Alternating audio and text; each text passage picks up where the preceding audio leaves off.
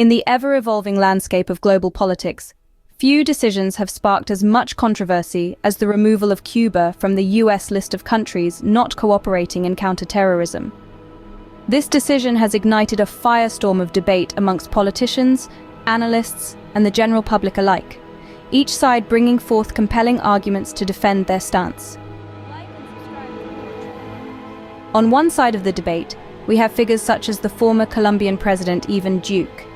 He holds a firm belief that, regardless of the political garb it dons, terrorism remains terrorism. According to him, Cuba's connections with various terrorist groups around the world should not be overlooked.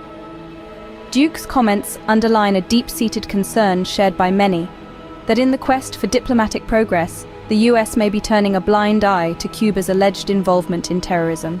On the other hand, there are those who applaud the US's decision. They argue that this move reflects a much-needed shift in policy, one that favors dialogue and cooperation over isolation and punitive measures. By removing Cuba from this list, the US is, in their view, acknowledging Cuba's efforts to combat terrorism and opening the door for future collaborations. But what does this mean for the US's foreign policy?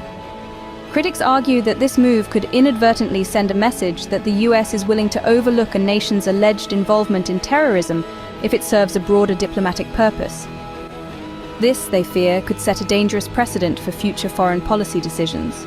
Supporters, however, see this as a step towards a more nuanced and effective approach to counterterrorism. By engaging with countries like Cuba, they believe the US can more effectively combat global terrorism, working alongside nations rather than against them. It is clear that the controversy surrounding Cuba's removal from the US list of countries not cooperating in counterterrorism is complex and multifaceted. On one hand, there are concerns about the potential implications of this decision on the global fight against terrorism. On the other, there is the belief that this move could pave the way for a more collaborative and effective approach to counterterrorism.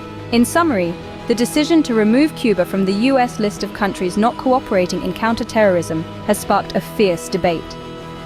With arguments ranging from concerns over the potential implications for global counterterrorism efforts to hopes of a more collaborative approach, it's clear that this decision will continue to shape the discourse on the US's foreign policy for some time to come. Story from CubaNet.